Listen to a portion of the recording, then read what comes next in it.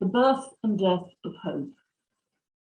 We certainly all desperately need hope at the moment, especially when it feels as though Pandora's box has been opened and unleashed a series of catastrophes on the world. Sometimes it might even seem better to abandon hope, as time and time again we enter COVID hell. But hope is much more than simply a wish for things to get better. Hope also has a crucial motivational function. The American journalist Norman Cousins put this rather well. The capacity for hope is the most significant fact of life. It provides human beings with a sense of destination and the energy to get started. So what happens to hope when most of the population feel increasingly helpless in a world where the dominant economic interests of our time ride roughshod over our need for agency in our own lives and over our anxieties about the very survival of the world we live in? In circumstances where a hopeful attitude to external reality is no longer possible, then we cannot develop a sense of our own unique destination in the world, nor find the energy to pursue it. These larger sociocultural aspects of the capacity to hope also have profound implications for each individual's emotional and psychological development. For each infant, the gradual emergence of a sense of hope crucially depends on the loving attention from their caregiver. Hope is a fundamentally relational experience, an expectation that needs and desires will be met in a safe relationship. And of course, this is where I turn to Winnicott, who described this so well. In his words, when the mother's love, displayed as human reliability, does in fact give the baby a sense of trust or of confidence in the environmental factor. But if the caregiver is chronically, severely anxious, depressed, angry, hungry, or in any way traumatized by living in a dangerous and persecutory environment, they cannot give the infant the loving, attuned attention he or she needs. If the caregiver has no sense of reliability, trust, or confidence in their own environment, how is it possible for them to provide that for their infant? The very foundation of hope, the responsiveness of the caregiver to the infant's overtures, is destroyed. The danger is that the caregiver may then meet the infant's physical needs, but be unable to meet their relational and emotional needs. Peter Fonagy spells out how essential it is for the infant's developing sense of agency to have his or her intentionality recognized by the caregiver. When the caregiver is attuned to the baby's mental and emotional needs, rather than seeing him or her as a physical object, I think this creates what Winnicott called the potential space between the individual and the environment, that which initially both joins and separates the mother. This potential space is maintained by a pattern of communication between parent and infant, in which there is a small degree of mismatch between infants and adults' interactions. In other words, the parent's responses need to be neither intrusive nor detached. In other words, they allow the infant the space to explore and discover the world in that safe, containing relationship. The infant's developing experience of agency can only develop if the relationship enables this. Now, there is a wealth of research on this, largely by the Boston Change Process Study Group, of whom Beebe and Lackman were two important participants. And they make the important point that any problems in infant caregiver interaction do not lie in one or other partner, but in the dyadic interaction. So it is this dynamic interpersonal and mutual regulation that is internalized. Trust in the caregiver to meet one's needs is not the only foundation for hope. We also need to gradually discover ourselves to be able to identify and relate to our own needs, desires, and intentions.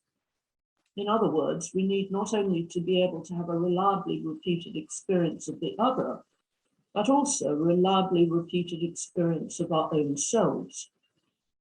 Hope comes from a sense of choice and purpose, and these are key issues in our sense of self and the belief that one has a mind that can make choices.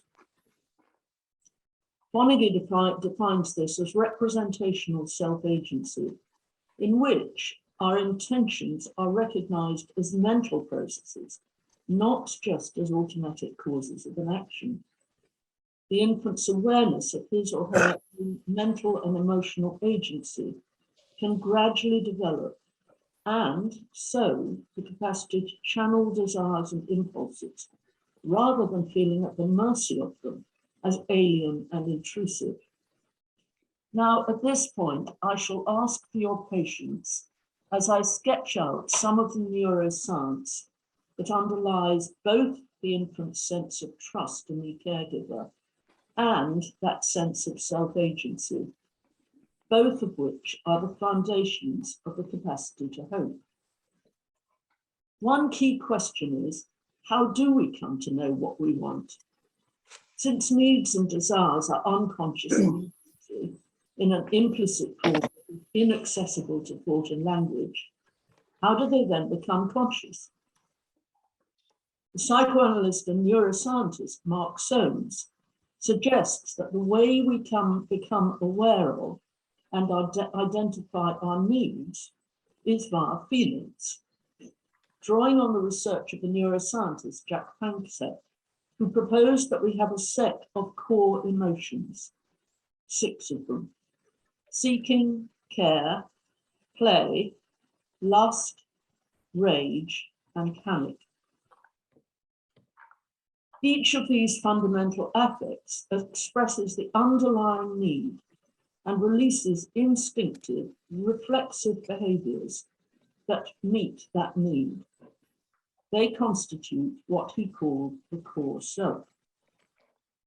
But that means we need to be able to recognize and identify our feelings, to discover what those feelings mean. In other words, how they show us what the underlying need is, in order to be able to hope that it will be met. It seems to me that this highlights the crucial role that the core emotion of play has in helping us to find out what our needs are.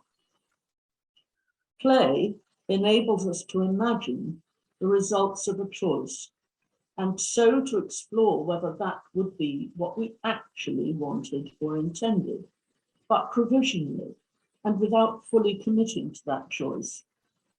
Panksepp himself suggests that play and dreaming have this function. In his words, they evaluate past events as sources for creative and useful future behaviors. Maybe both play and dreaming allow animals to test solutions to complex problems that they confront in real life. Panksepp suggests that on this basis, playfulness should have a bigger role in psychotherapy than it currently does. Now, I'm not sure whether Panksepp knew that Winnicott recognized how crucial play is in the process of self-discovery, and that therapists themselves have to be able to play if they are to help their patients. Winnicott famously wrote, "If the therapist cannot play, then he is not suitable for this work. If the patient cannot play, then something needs to be done to enable the patient to become able to play, after which psychotherapy may begin." Winnicott is reminding us here how crucial the response of the therapist is to the patient's playful exploration. Now, back to a little bit of neuroscience. One of the most important neuroscientific mechanisms that underpins this is that of mirror neurons. and their role in the internalization of the responses of the caregiver to the infant's playful, joyful communications. Functional magnetic resonance imaging, fMRI, experiments show that when participants observe facial expressions of various emotions in others, increased activity is detected in the brain regions involved in their own experience of these emotions. This direct mirroring mechanism seems to be the basis, not only for motor imitation, but also for the experience of emotional contagion, where one person feels the same emotions that the other is showing. This motor and affective mimicry is already active in the earliest interactions between infants and caregivers, enabling the caregiver to know what emotions the infant's motor actions are expressing. The critical issue is the extent to which the caregiver's response is attuned to the infant's expression of emotions and intentions. And if they repeatedly are not responsive in that way, the infant feels, in Winnicott's words, the primitive agonies of falling forever and of annihilation. But that experience of misattunement also leads to the sense of an alien self, the colonization of the infant's psyche by the object state of mind, which becomes a core but alien part of him or herself. And in Foniger's words again, the infant, failing to find himself in the mother's mind, finds the mother instead. But in such cases, the internalized other remains alien and unconnected to the structures of the constitutional self. So in this way, the sense of belonging, in the sense of being at home in oneself, becomes perverted into a sense of belonging to another. Once again, some neuroscience can shed light on how this happens. There are a number of neural pathways which link the mirror neuron system and the lower level subcortical midline systems of the core self.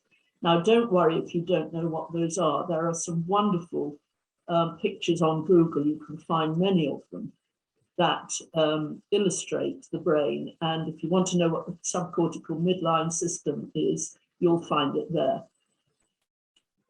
So these neural pathways, which link the mirror neuron system and the subcortical midline system, provide the route by which negative expressions on a mother's face in response to her infant can, therefore, directly impact on her baby's core self-experience. If a child's agency, their desire for loving, playful involvement with a responsive caregiver, is met with a hostile, fearful, or hopeless expression on the parent's face, they may come to believe that it is their own desire and intentionality, their own self-agency, that provokes this negative reaction. And so their own sense of agency must be suppressed in order to be loved by the loved other. It is easy to see how this can slowly become transformed into a kind of self-blame and shame, a sense of one's own libido and intentionality, of one's very identity as the cause of negative responses in others. And that is a truly hopeless experience. Hope is always a balance. It can only survive when we are neither totally taken over nor abandoned by the external other, but also not completely at the mercy of our own unconscious desires and emotions. When these override consciousness and ego functioning, they can take away any sense of agency, any sense that we can influence and change the external or internal forces controlling us. They take away any sense of choice. And I suggest we can only hope when we know we can choose.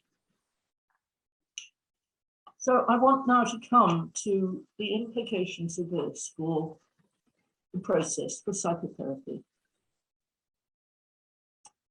So this pas de deux dance between partners, where the relational initiative is passed from one to the other, so that both feel seen and understood, is of course central to the psychotherapy process.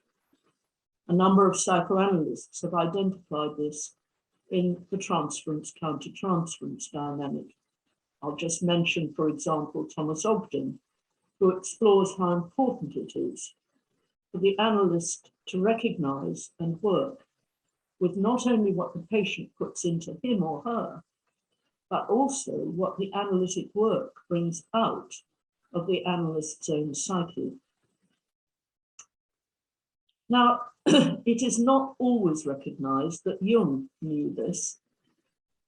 He wrote, in any effective psychological treatment, the doctor is bound to influence the patient, but this influence can only take place if the patient has a reciprocal influence on the doctor.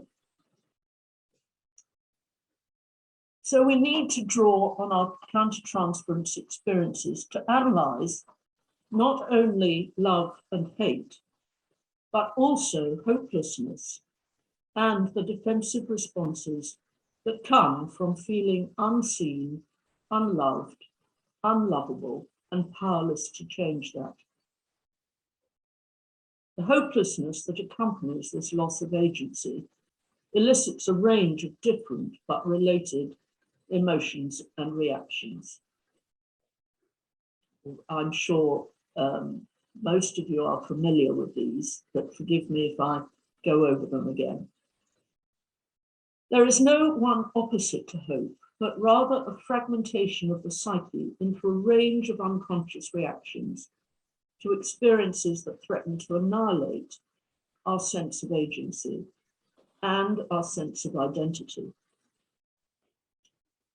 Bowlby formulated the core defensive relational responses in his identification of patterns of attachment: avoidant, adhesive, disorganized, all of which are the consequences of giving up the hope and expectation of being truly seen by the caregiver.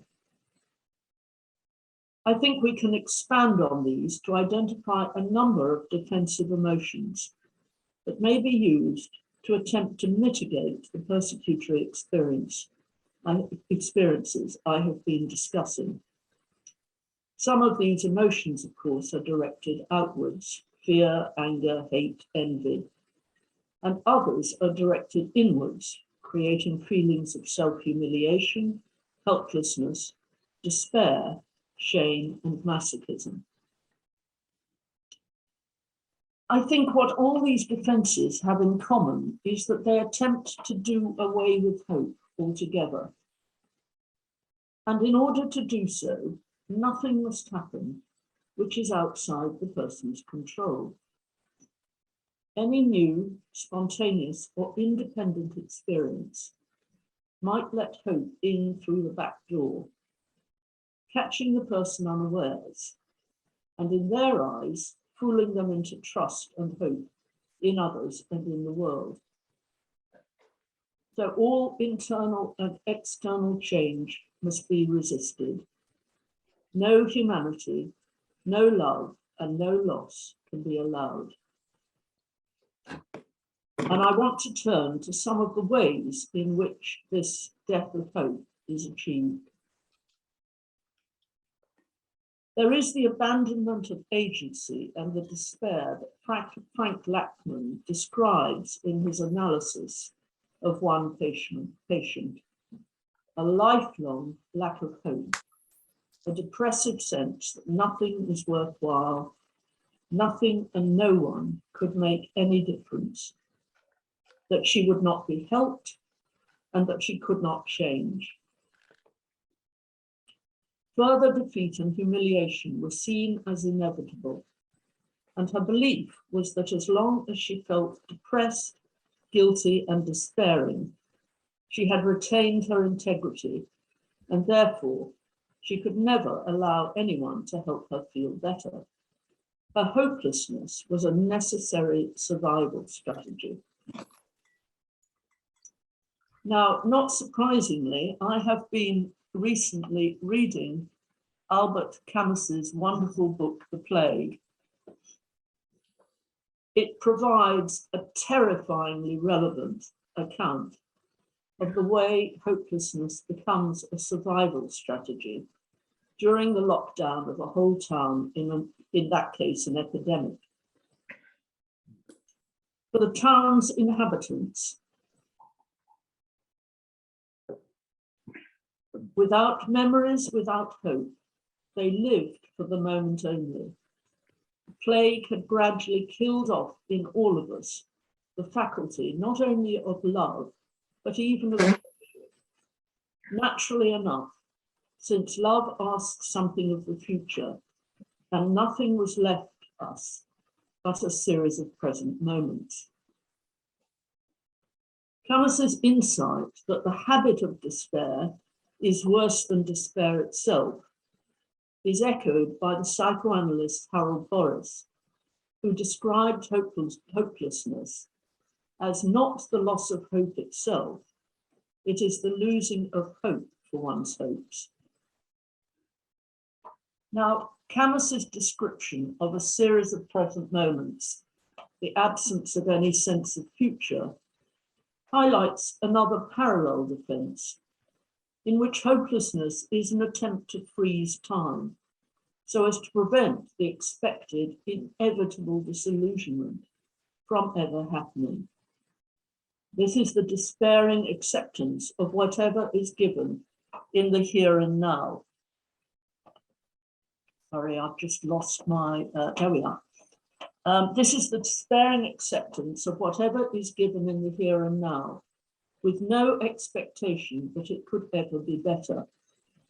As Harold Boris wrote, hope resides in time, and it is lost, therefore, both to the timelessness of eternity and the instantaneousness of the moment.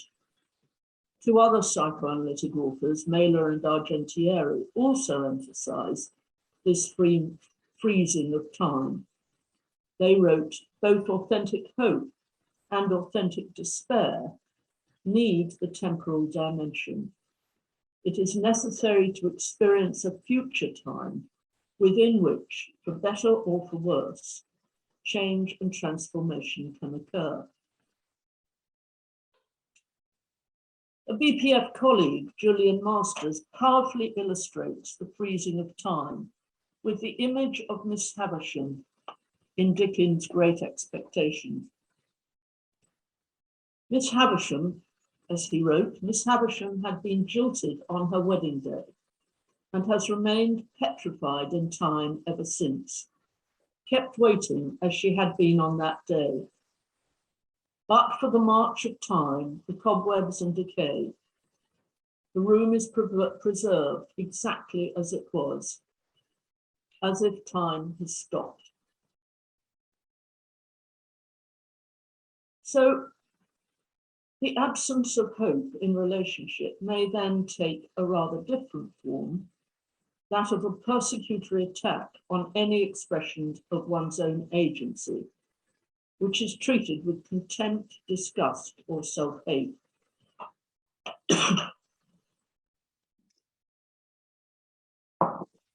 This masochism is vividly portrayed in Ibsen's play Rosmersholm, in which Freud discussed in the context of the Oedipus complex. I would also highlight Rebecca's utter despair and feeling that she is irredeemable when she discovers that her sexual relationship with her adoptive father was in reality incestuous, that he was her biological father. And she said, "Do you expect me to go through life dragging behind me a crippled existence, forever brooding over the happiness I forfeited by my past? I must quit the game, Johannes." The only agency she can envisage is that of self-destruction. And actually, I would say that there is a similar story in Dickens' Bleak House, in the portrait he gives of Lady Dedlock, who had an illegitimate child. The story is a complicated one. I won't go into it in detail. But in Dickens' day, that was a source of utter shame and self-hate. So masochism may also emerge with great intensity in the relationship between the analyst and the patient, precisely because analysis activates desires, needs, love, hate. The patient's fear is that the analyst will not be able to bear these, and so does not dare to hope that the analyst will go on being there. The patient dreads the hopelessness and despair that come from feeling unlovable. The fear of that abandonment creates the faithful, steadfast, clinging to pain as the extreme defense against experiencing separation and loss. That again is from Naylor and Argentieri. Betty Joseph, of course, also described masochism as a form of hopelessness, which is expressed in physical and mental self-destructive activities. For example, overwork, sleep deprivation, eating disorders, and alcohol misuse. These maintain a state of perverse excitement, which she felt was a defense against feelings of torment and mental pain felt by these people in infancy. I think this probably refers to something akin to Winnicott's description of primitive agony and falling forever.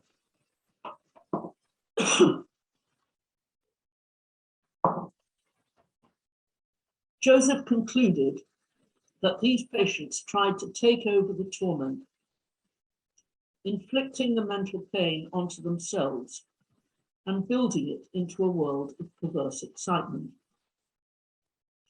Her account was of a sadomasochistic addiction, a constant pull towards despair and near death, in which the patient is fascinated and unconsciously excited by their own self-destructiveness, which becomes a triumphant proof of mastery over despair.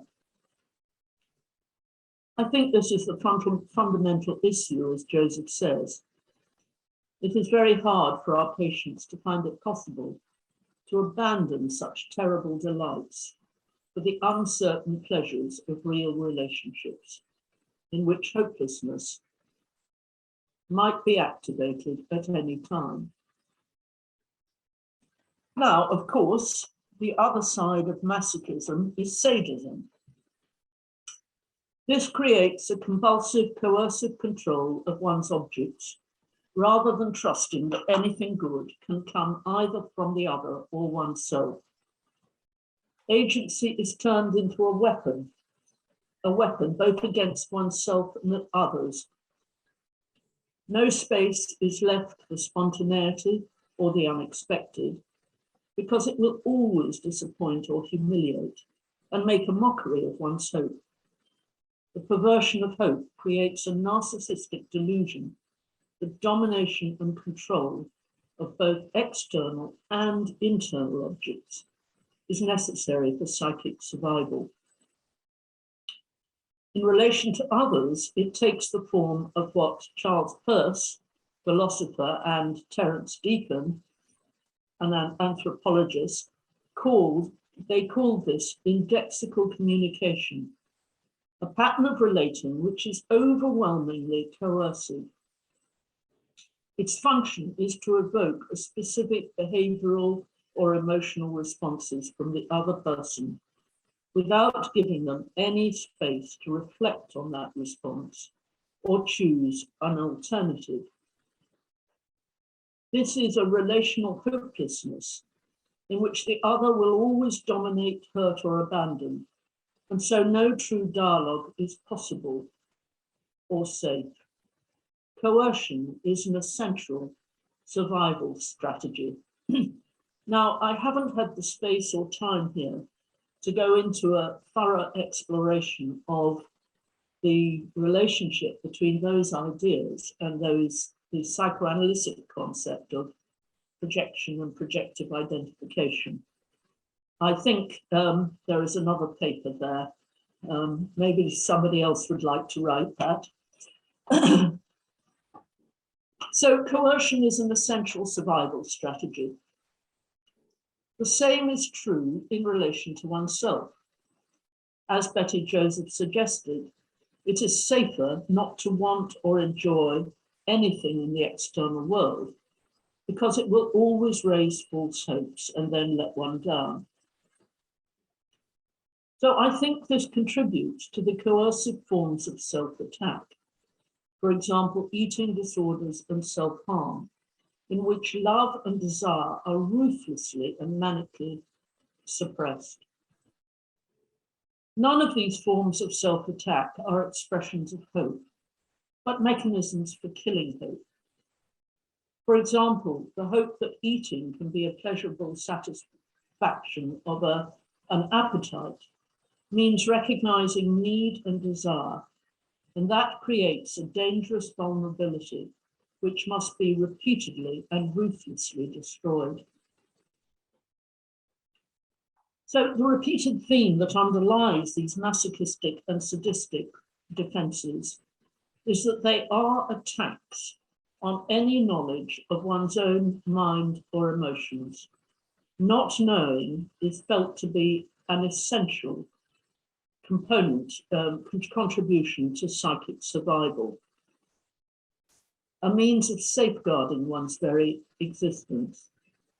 John Schneider wrote in a IJP article, such forms of not knowing or not wanting to know represent ways of protecting oneself against the catastrophe of the destruction of one's mind as a consequence of knowing what one is not prepared to know. And I think this is what Bion called -K. If all knowledge and emotion are constantly annihilated, this is surely a state of utter hopelessness, one in which even the awareness of that hopelessness is itself destroyed. In order to continuously kill off love, desire, and hope, to maintain the delusion that nothing ever changes, fantasy creates an alternative world sealed off from external reality. This might appear to be a way of holding on to hope by withdrawing it from the external world and creating solipsistic fantasies that endlessly fulfill one's needs and desires. But this is not real hope, because it is bound to fail. Fantasy does not allow for the shifting impact of the ever-changing external world. To sustain hope in relation to external reality requires the capacity to tolerate change and the inevitable loss and mourning that goes with it. Fantasy is instead about omnipotent control of unchanging objects, giving the delusion of agency through the denial of change and loss. In his discussion of Winnicott's paper, The Fear of Breakdown, Thomas Ogden describes the way the infant short-circuits his experience of primitive agony by generating defense organizations that are psychotic in nature. i.e. they substitute self-created inner reality for external reality, thus foreclosing his actual experiencing critical life events. And back to Winnicott and play again. Winnicott makes the link to play and the difference between play and fantasying, which he describes as a form of sterile rumination.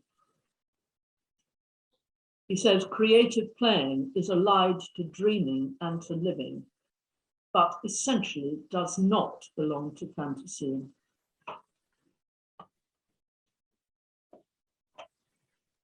Psychotherapists who work with hopelessness in their patients need to analyze all these defensive strategies, but I want to briefly explore one particular aspect of the transference-countertransference dynamics that may insidiously seduce the analyst, may hook into unanalyzed aspects of his or her own self-doubt or feelings of inadequacy. A patient who seems impervious to the analytic process, who both desperately demands cure and at the same time insistently destroys any progress, can evoke intense frustration, impotence, and even hostility in the therapist, particularly if he or she feels threatened by the insidious devaluation of the therapist and the analytic work itself. The therapist may feel under increasing pressure to be effective, to rescue the patient from hopeless despair and recreate the capacity to hope. In effect, the therapist may need to prove their potency. This may lead the therapist to collapse into coercion, the indexical communication I described earlier, whose unconscious intent is to force the patient into internalizing the analyst's understanding. And as Harold Boris says, an interpretation given to get a patient to stop doing, thinking, or feeling one way and get on to something else instead is not an interpretation. It is a legal brief. I think this may be one contribution to boundary violations if the therapist succumbs to this omnipotent need to force hope into the patient at any price and feels that their therapeutic credibility depends on rescuing the patient from hopelessness. In this state of mind, it can be the therapist who loses the capacity to maintain this distinction between intention and action, losing the capacity to mentalize and going down the dangerous path towards enactment. Now, I want to turn to a wider discussion, some of the cultural aspects of hope. In times of crisis, we do need heroes to help us escape from hopelessness. Hence the standing ovation given at Wimbledon to Sarah Gilbert, the prime mover in the development of the first COVID vaccine. I don't know how many of you saw that, but it was a very moving experience. But this hero status is like a flame to a moth for those who are addicted to the narcissistic need to be endlessly admired and slavishly obeyed. Politicians are the stars at this process. A certain prime minister and a former US president come to mind. And their narcissism is fueled by a mass projection of hope from the community onto a supposed hero figure who will rescue us from hopelessness, a false optimism that chooses to deny the facts. One of the dangers of this deliberate creation of an artificial hero status is that it depends on the hero overcoming insuperable odds. So these must be created if they do not exist already. Trump's phrase, "stop the steal," was used to justify the assault on the Capitol. It seems as though so-called heroes often turn into the very tyrants that they sometimes initially opposed. Maybe their grandiose narcissism cannot survive the humdrum adaptations and compromises of ordinary life. So they have to create enemies and dangers to justify a perverted heroic stance, and so to avoid any sense of failure or inadequacy.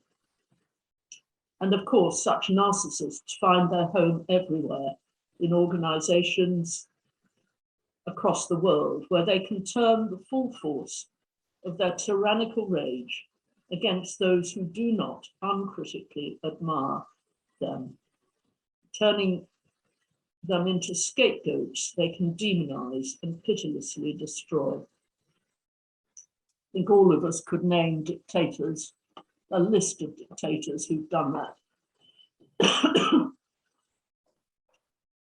Along with this narcissism goes an endless envy and resentment of those who are seen as happier and more fortunate, as well as disparaging contempt and blame towards them for causing one's suffering. Giles Fraser wrote some years ago now, nearly 10 years ago, in an article in the newspaper, I think it was The Guardian, it probably was, for those in denial about their own vulnerability are unable to cope with other people who remind them of it, unable to cope with those who threaten to put a crack in the dam of denial that has been carefully maintained to hold back a tsunami of terror. Sadism, in other words, is rooted in the fear of being human. It is the punishment inflicted by those who don't acknowledge their vulnerability onto those who do, the punishment of those who are locked in on the very source of their own terror, vulnerability itself. The other side of this socio-political scenario is the ongoing daily sense of helplessness for people who are disadvantaged by poverty, illness, or discrimination on the grounds of race, gender, or disability. These are situations where a person has no power to change their circumstances, and so no effective agency is possible. And of course, 400 plus years ago, Shakespeare said, "The miserable have no other medicine but only hope." And 450 odd years later, another Guardian article quoted a Brooklyn resident. "Take a look around you. This is Brownsville. There's none of the pretty stuff you get in Manhattan. People here are left behind." In our consumer society, success is almost totally redefined in consumerist terms. The possession of all the material objects of desire that reassure their owner of his or her value and importance in society. Consumer societies thus increasingly reward the pursuit of ruthless self-interest and seek to marginalize human need, emotion, relationship, and vulnerability. Our emotional needs and our relationships are dangerous weaknesses that must be seconded to the goal of successful acquisitiveness, and the disadvantaged are made to feel responsible for their helplessness. But as Cooper and Lusada point out, being a user, a patient, a recipient is a role taken up reluctantly, a role that is predicated on the failure of physical or psychic health and/or on the failure of familial, social, or economic containers. Christopher Lasch has an interesting take on cultures organized around mass consumption, suggesting that these encourage a particular form of narcissism in which the world is seen as a mirror. And I quote, not because it makes people grasping and self-assertive, but because it makes them weak and dependent. It undermines their confidence in their capacity to understand and shape the world and to provide for their own needs. In that situation, the opposite of hope is not despair, but shame. We are taught to believe that social disadvantages of all kinds are our own fault. We should have tried harder or been cleverer, that we should have had enough agency to succeed. The most vulnerable and powerless in our society are made to feel ashamed of their very powerlessness, as though it is their inadequacy that has made them fail to climb the ladder to power and success, and to reach a position where they are invulnerable. But Lee Elliott Major, professor of social mobility at Exeter University, shows us that the reality is that, and I quote, alongside the US, the UK shares the unenviable position of being at the bottom of the table for income mobility among developed countries. Armed with the same university degree, someone from a poorer home will earn less on average than their equally educated counterpart. Michael Sandel makes this point in his book, The Tyranny of Merit, highlighting the widespread belief in American society that people's destiny is in their own hands. And he quotes the fact that 77% of Americans believe that people can succeed if they work hard. Sandel describes the despair that arises when people believe the meritocratic promise has already been fulfilled and they have lost out. It implies that for those left behind, their failure is their own fault. Now, I explored this a bit in a paper, The Blame and Shame Society, written 2014. And I suggested that this blaming serves a defensive role. If people are poor because of their own failings, mental illness is simply a lack of willpower. The sick are sick because they've done something wrong, such as smoke or drink. And women are victims of sexual violence because they dress provocatively. Then other people, the rest of us, can never be such things themselves. Moralizing is soothing, reassuring those who are comfortable and privileged in society that they deserve this and can call it success, as though they have achieved it by their own efforts, rather than because they have been fortunate enough to benefit from the social milieu in which they happen to be born. So this is not only a conscious attitude, but an unconscious terror of the vulnerable child in each of us, for whom loving, safe dependence is far more important than the ruthless pursuit of success, greed, and self-interest. Those who feel that they must become invulnerable in order to succeed, therefore project their own vulnerable child onto the vulnerable in our society and attack and condemn in others what they most fear in themselves.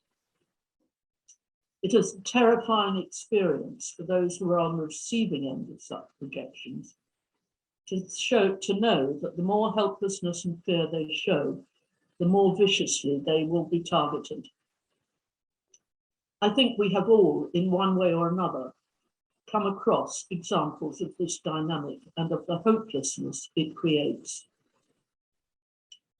And one of the most terrible examples in public life of this projective process is the recent brutal behaviour of politicians towards the refugees who attempt to reach the UK in flimsy boats, numbers of them tragically drowning. The process of projection, whereby vulnerability must be kept out of the politicians' own psyches at all costs, is literally enacted when they turn the boats away from landing on British shores. So finally, what can we say about hope in the face of catastrophic natural disasters, the flood, fire, famine, and plague brought by the four horsemen of the apocalypse? True hope does not deny the reality of actual and potential catastrophe over which individuals have no control, and does not resort to the dishonesty and deception of self and others by false prophets. For example, those who suggested that injecting bleach might be a treatment for COVID. Once again, in Camus's The Plague, the prevarication of the authorities in the face of the initial exponential rise in plague death was exactly mimicked by our own politicians in the early days of COVID, when they blandly talked about developing herd immunity. The so-called hope that it would all go away has nothing to do with true hope. The main character in Camus's novel is called Dr. Ria, and he is clear that his struggle against impossible odds is not heroism, but, as he said, the only means of fighting a plague is common decency. In my case, I know that it consists in doing my job. That seems to me to be a form of hope, that we can still go on being human with each other in such terrible situations.